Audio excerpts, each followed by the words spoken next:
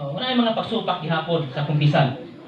Mahimo nga ang mga apostoles gihatagan sa Ginoo gahom sa pagpasaylo sa mga sala. Apan wala ko nilabot ang mga paring Katoliko. Muna Biblia gipadayag usab si San Pablo na masaylo sa sala. Ang gipasaylo ninyo, gipasaylo ko usab. Kay ang gipasaylo ko kun may gipasaylo ako bisan unsa, gipasaylo ko kini tungod kaninyo, tungod ni Kristo. Kaniadto og karon katuliko gihapon nagpabilin nagtibuok kalibutan. Ato tas kumpisan. So unsa may kumpisan? Kay ang istorya sa mga tao nga kumpisan tas paring kasalan gyapon tao man pud. Unsay kapuslanan sa sakramento sa kumpisan? Ang tao nga buot mabalik sa Dios human siya makasala, mangita ginagpaagi, di ba? Aron makurihian ang iyang sayo sa pagpaniguro niya nga ang pasaylo nga iyang gitinguha mao nga gitukod ni Kristo kining maong sakramento sa kumpisan. Aron makakonsulta ang makasasala sa tinugyanan sa Dios. Kinsa may tinugyanan sa Dios, mga pare. Og madungog ang pasaylo. Kung pasayloon niya ang mga sala sa mga tao, di pasaylo kini. Kung ilang mga sala dili ninyo pasayloon, dili usab kini pasayloon. Usa ning pagpasabot ani sa Juan 20 bersikulo 23. Ito ang istorya ani. Kung ang ilang mga sala dili ninyo pasayloon, dili usab kini pasayloon. Gahom, authority. Mo nang authority atong istutan. Mao ni niya. Gahom sa mga apostoles sa pasaylo, sa pagpasaylo. So sugod gyud sa Ginoo. Sa Juan 20 bersikulo 23, take note na ninyo. Di gyud tayo sa atong mga kaigsuonan nga mga nag-IBI sa atong kumpisyon, sa kumpisan. Dili lamang sa mga dili Katoliko, nakikusap ang atong mga kaigsuonan nga Katoliko. Kay IBI gihapon, Katoliko na ha. Nga moingon nga ngano mo kumpisar man tas pare nga kanang pare tao naman kung makasala pa rin nato. Tinunan po. Nawi tubagan. Oh. Kung niya sundan kini nilas pag-ingon ana sa Biblia giingon kung isugid nato ang atong mga sala tinumanon ug matarong siya kinsa man si Kristo. Aron masayloon kita niya sa atong mga sala o pagahinloan kita niya tanan natong mga kadautan. Unang Juan bersikulo kapitulo 1 bersikulo 9. Ani kita gyud. Kitang tao labi na natong mga Kristiyanos nagsugli kanunay sa kamatuoran nga dili ang atong kabubuton, dili atong kabubuton nga mamatuman. Kundi ang kabubuton sa Dios. Si Kristo kun ang kumpisal imbento lamang sa tao, wala unta kini kalig-on nga takos pagadawat. Apan matin-aw kaayo diha sa ebanghelyo nga ang gahom sa pagpasaylo sa sala. Ito yan ni Kristo ngadto sa iyang mga apostoles o sa ilang mga sumusunod, mga kaparian nga sumusunod sa mga apostoles. O muingon si Jesus kanila, dawatan ninyo ang Espiritu Santo. Juan 20 bersikulo 22. 23 ta, kang bisan kinsang sa tunay. Kang bisan kinsang sala nga inyong pasayloon.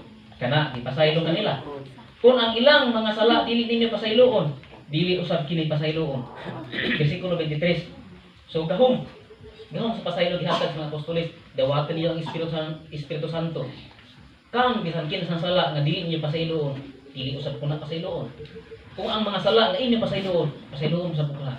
So ana gid kang umpisa gihapon. Kinahanglan gina siya. Sunod, kining higayon na lahi ni adtong giingon ni Hesus nga pasaylo ang inyong mga kaaway. Kay kinahanglan man gid kita nga mopasaylo sa atong kaaway. Apan kining gisulti ni Hesus dire sa Juan ngadto sa iyang unang mga tinun-an, klaro nga dahom mo sa pagpasaylo. Wala mo ingon nga kaaway lang ang iyahang giisgutan. Unya gisundan pa kon ang ilang mga sala dili niya pasayloon, dili usab kini pasayloon. Otoridad ug gahom gayud kini nga gihatag sa Dios. Sa teksto sa unang Juan 1:9 nga nagkung isugid nato ang atong mga sala, matinumanon si Hesus tinuod ba? Wala diha nagpasabot nga irita na lang pud niya. Kay kun mao unsa man lang di ay ang kapuslanan nga gihatag ni Hesukristo diha sa Juan 20 bersikulo 22 ngadto sa 23. Nga wala man kanay kapuslanan. So naa gyud say kapuslanan. Kung makadritso kita sa Dios og tug-an sa atong mga sala nganong gitukod pa man gayud ni Hesus kini kumpisyon ngadto sa mga matuod nga mga ministro sa Dios. So ang tubag ana, ang Dios mao labing nasayod sa tanan. Sayon ang Ginoo nga siya andam sa pagpasaylo sa mapasulong makasala apan kinaiya gayud sa tawo nga buot siya mangita og timaan nga napasaylo kita timaan. So kay kung mga mag-ampo ta labi na sa ato arang balay. Diyon sa ato pagkasiguro nga napasaylo ta sa Dios. Muna nga mangita kita paagi nga naa mo may kanato. Bisan ang siyensya sa pagnisip ang tao nga nag-uom sa sala lagmit kini makadaot kaniya. Busa ang kasulatan miingon kadtong mga tao kadtong nagatabon sa iyang kalapasan dili mo swag apan bisan kinsa kadtong nagapasugid sa nagasugid og nagbiya sa iyang mga sala makadawat og kaluoy. Naa sa mabasa sa Porbihiyo 28 bersikulo 13 nga dili maayo mag-uom sa sala lagmit tumpawak noon sa kadautan. Ato ang basahon dire dili kagayod mulampos sa kinabuhi kung taguan mo ang imong mga sala. Ay taguin nana ditay kumpisan. Ano kinahanglan ta mga pisan? Report mo kalawat. Unang Korinto agatong gingon sa unang Korinto 11 bersikulo 27 ngadto 28 nga ang mokalawat sa pan og bino nga dili takos. Ang dili takos ba? Dili anay unta. Dako kay sala ang makapasipala sa lawas ug dugo ni Kristo. Unang Korinto 11 bersikulo 27 ngadto 28. Muna nga kinahanglang usisahon. Tinuod nga ang Dios ra ang makapasaylo sa sala. Tinuod gina. Sa Marcos 2 bersikulo 7. O kini si Jesus nga anak sa Dios mihatag sa maong gahom sa pagpasaylo sa sala ngadto sa iyang mga piniyalan. Mautong sa Juan 20 bersikulo 23. Gisugod kaniadto sa panahon sa karaang tugod sa katawhan sa Dios sa pagpanugid sa ilang mga sala ngadto sa ilang mga saserdote. Ang saserdote pare na siya. Aron pahibaluon sila sa gidakon sa ibayad sa ilang sad-an. Bisan pa kining sala usab batok sa Dios. So daan pang tugon na ang kondisyon. Sa 2 Samuel bersikulo 12 kapitulo 12 bersikulo 13 ngadto 14. Dinhi makita nato nga sinatan ni kumpisal ni David ug sinatan usab ang mihatag sa kalikunan nga gipasaylo siya sa Dios. Og naa siya kuan ganang kastigo tungod sa sala na ang anak nga matawag gikan ni David mamatay. So naa siya kuan tungod man sa sala. Diha sa bagong tugon may mga matuohon ngadto og nanugid usab sa ilang mga sala, sa ilang mga pag-apil sa mga salamangka. Natural na lang nga didto kinilak gisugid ang mga apostoles. O diha sa Biblia gipadayag usab si San Pablo na masaylo sa sala. Ang gipasaylo ninyo, gipasaylo ko usab. Kay ang gipasaylo ko kun may gipasaylo ako bisan unsa, gipasaylo ko kini tungod kaninyo o tungod ni Kristo. Unang Korinto 2:10.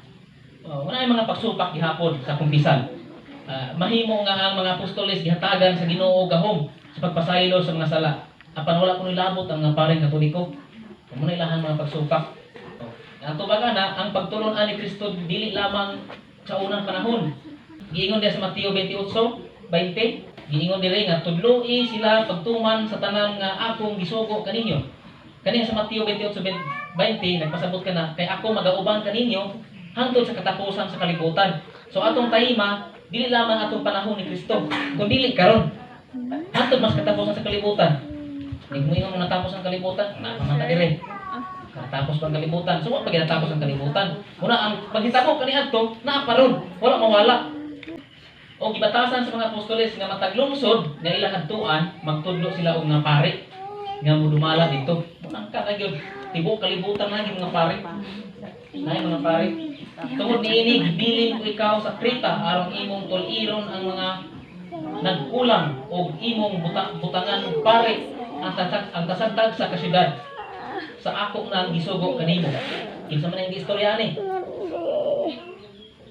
Si San Pablo nagsulat ni Tito 1 bersikulo 5. So Tito sumusunod na ni San Pablo disipulo. Gisugo si Tito nga pagtudlo kuan mga pari kanang pag-organize og mga pari kada nasod.